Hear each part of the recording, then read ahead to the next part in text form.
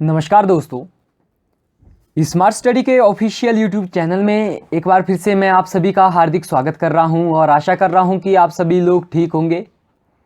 कल की वीडियो में हमने प्रोसेस सर्वर वालों के लिए बताया था कि वो लेटर को एक बेहतर तरीके से किस प्रकार से लिख सकते हैं और किन किन बातों को लेटर लिखते टाइम उन्हें ध्यान में रखना है।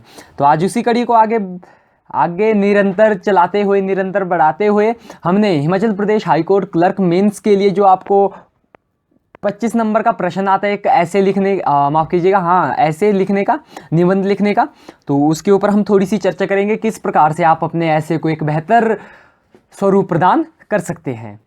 तो चलिए वीडियो को शुरू करते हैं। तो ऐसे लिखने के लिए सबसे पहले आपको इन बातों को, सम इम्पोर्टेंट पॉइंट है, इनको आपको ध्यान में रखना है। सबसे पहले आपको क्या करना है कि किसी विषय की, मतलब जो आपको पर्टिकुलर टॉपिक दिया ना एग्जामिनर ने, उसकी विषय वस्तु को आपको समझना अनिवार्य है। मतलब कि एग्जामिनर ने किस टॉपिक के ऊपर पूछा है, टॉपिक पर पूछा ना, आपको क्या क्या उसमें लिखना है, विषय वस्तु को आपको इसके ध्यान में रखना है कि जो आपसे पूछा है वही आपको लिखना है। फिर आगे है कि जो विचार आपके दिमाग में आ रहे हों उन्हें क्रमबद्ध तरीके से रखिए तथा अलग अलग पैराग्राफ में लिखिए। ध्यान में रखिए कि अगला पैराग्राफ पिछले पैराग्राफ से संबंधित हो या संबंध रखता हो, अर्थात कि जब आप पढ़ेंगे क्वेश्चन पेपर को, कोई टॉपिक आपको दिया है, आप जब जैसे ही टॉपिक का नाम पढ़ेंगे ना, आपके दिमाग के अंदर एक इमेजिनेशन, पिक्चर्स बननी चाहिए, आपका दिमाग दौड़ना चाहिए उस दिशा में कि आपको हाँ इसकी भूमिका इस तरह से लिखनी है, आपको इतना निष्कर्ष इस तरह से निकालना है, फिर आपको मेन बॉडी किस प्रकार से लिखनी है, पैराग्राफ कैसे कैसे आपको ऐड करना है। मतलब एक आपको क्या अभ्यास, जब आप प्रैक्टिस करोगे ना, प्रैक्टिस से आपके दिमाग में सब कुछ ये दौड़ पड़ेगा। फिर आगे बताया गया है कि अपने विचारों को सामने रखिए, अपने विचारों को आपको सामने रखना है, अपने ही शब्दों में आपको लिखना है, बाकी कहीं से कॉपी पेस्ट ना ही करे तो अच्छा रहेगा।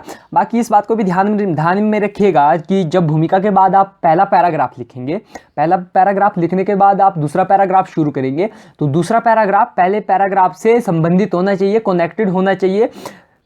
समझ रहे हो? दूसरा पैराग्राफ पहले पैराग्राफ को ही आगे बढ़ाए। ऐसा ना हो कि दूसरा पैराग्राफ पहले पैराग्राफ को खत्म कर दे और खुद में एक नया पैराग्राफ हो, ऐसा मत कीजिएगा। कोशिश कीजिए कि निबंध की शुरुआत और अंत एक रोचक तरीके से हो। उसके लिए आप क्या कर सकते हैं, किसी प्रसिद्ध व्यक्ति के वक्तव्य को आप लिख सकते हैं, शायरी लिख सकते हैं, कविता लिख सकते हैं, कविता की कुछ पंक्तियां आप लिख सकते हैं। जो विषय आपको दिया गया है वही लिखना है, उससे बाहर कुछ भी नहीं लिखना है। इस बात को ध्यान में रखिएगा, फालतू का कुछ भी नहीं लिखिए। आगे बात करें, भाषा सरल और सुंदर होनी चाहिए। जो आपकी लैंग्वेज है वो सरल होनी चाहिए, एग्जामिनर को पढ़ते ही समझ आ जाना चाहिए कि आप उन्हें क्या बताना चाह रहे हैं, आपने क्या लिखा है, और सुंदर होनी चाहिए आपकी लिखावट कि मज़ा ही आ जाए यार। पूरा निबंध लिखने के बाद आपको क्या, एक बार आपको दोबारा से पूरा आपका ऐसे पढ़ना है, आपको देखना कि कहीं कोई सेंटेंस में कोई प्रॉब्लम तो नहीं है, सीक्वेंस बन रही है या नहीं बन रही है। क्योंकि कई बार ऐसा ना कि हम लिखने में इतने मग्न हो जाते हैं, हम लिखते जाते हैं, फिर हमें पता नहीं चलता हम क्या लिख रहे हैं, हम दोबारा पढ़ते नहीं। इसलिए आपको क्या करना है, एग्जाम में भी और जब आप प्रैक्टिस कर रहे हो उस टाइम भी आपको एक बार फिर से पढ़ना है। मान लीजिए कुछ गलती हो जाती है स्पेलिंग में ही, जैसे यहाँ पर ऐसेज में मान लीजिए गलती है, तो क्या कीजिएगा, ऐसे को ऐसे मत काटना यार, जैसे ऐसे को ऐसे मत काटना। हो सके तो कई बंदे करते हैं ना ऐसे, ऐसे देखने में थोड़ा सा अजीब लगता है। बाकी आपको बस इतना सा करना है कि लाइन लगा ली, समझ लीजिए, मैं भी समझ रहा हूँ भाई, कट गया है ना। तो इन बातों को ध्यान में रखिएगा। बाकी काइंड्स ऑफ ऐसे की बात करें कि ऐसे कितने प्रकार के होते हैं, थोड़ा और डीपली अगर हम जाएं तो ऐसे हमारे 4 प्रकार के होते हैं: डिस्क्रिप्टिव, नरेटिव, रिफ्लेक्टिव और आर्ग्यूमेंटेटिव। ये 4 हमारे ऐसे होते हैं, 4 टाइप के।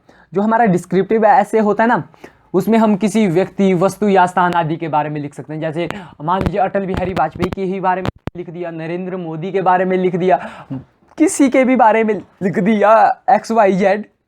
तो वस्तु के बारे में लिख सकते हैं, टेबल, चेयर एटसेट्रा, बहुत सारी वस्तुएं हैं ना। स्थान के बारे में लिख सकते हैं, जैसे हरिद्वार, मसौली, उत्तराखंड, नैनीताल, शिमला, कुछ भी। तो ये थे हमारे डिस्क्रिप्टिव। नरेटिव की अगर थोड़ी सी बात करें तो किसी घटना का इसमें वर्णन किया जाता है, एक्सीडेंट हो गए, इंसिडेंट हो गए, जर्नी हो गई, इनका यहाँ पर नरेटिव ऐसे में वर्णन किया जाता है। रिफ्लेक्टिव की बात करें तो किसी विषय पर अपने विचार प्रकट करना, जैसे कि वैल्यू ऑफ डिसिप्लिन, डिसिप्लिन की क्या हम डिसिप्लिन क्यों महत्वपूर्ण है, इसके ऊपर आप अपने विचार प्रकट करेंगे ना। लेखक आप ही हो, आपको अपने विचार प्रकट करने, तो ये हमारे रिफ्लेक्टिव ऐसे में आते हैं। जैसे value of games, health is wealth, बहुत सारे ऐसे हैं, आप अपने दिमाग दौड़ाइए। आर्ग्यूमेंटेटिव की बात करें तो किसी विषय के पक्ष और विपक्ष पर जब हम चर्चा करते हैं, किसी टॉपिक के पक्ष और विपक्ष पर हम चर्चा करेंगे, वो हमारा किस में आएगा, आर्ग्यूमेंटेटिव में आएगा। तो ये था हमारा कुल मिलाकर।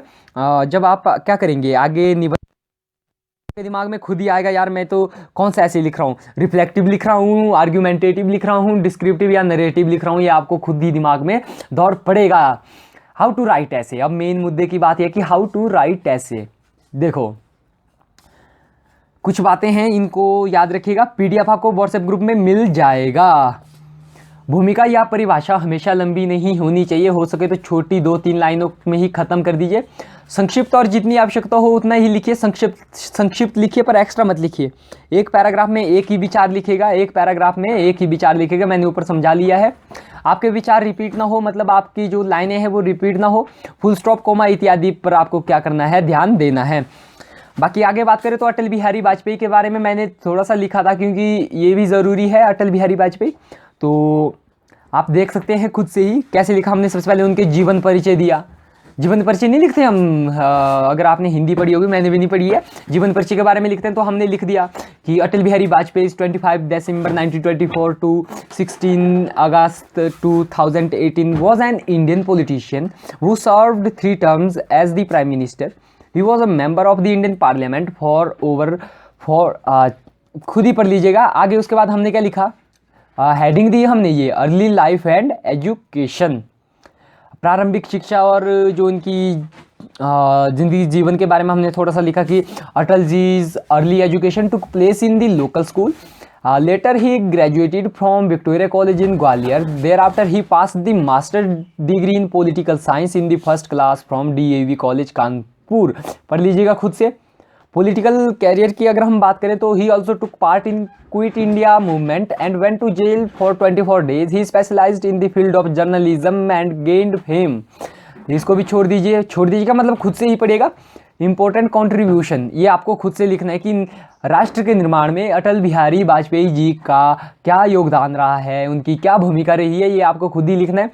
अवार्ड्स की बात करें तो Padma Vibhushan, D literature from, यहाँ पर फ्रॉम होगा, फ्रॉम है ना, from Kanpur university, Lokmanya Tilak award, outstanding parliamentarian award, Bharat Ratna Pandit Govind Ballabh Pant award, Bharat Ratna मिला 2015 को। इन अवार्ड के बारे में भी अगर आप थोड़ा पूरा लिख देंगे तो कोई इशू नहीं होगा। बाकी पॉलिसीज़ कौन कौन सी इन्होंने चलाई ये भी आपको खुद से लिखना है। उसके बाद डेथ रिएक्शन एंड ट्रिब्यूट्स, इसके बारे में मैंने लिख दिया कि on 11 June 2018 Vajpayee was admitted to AIIMS in critical condition following a kidney infection. He died the there, कितने बजे मर गए बेचारे, ये लिख दिया। खुद से पढ़ लेना यार ये सब, बाकी PDF मैं प्रोवाइड करवा दूंगा। इतना ही था, तो आई होप ये वीडियो आपको बहुत काम में आई होगी।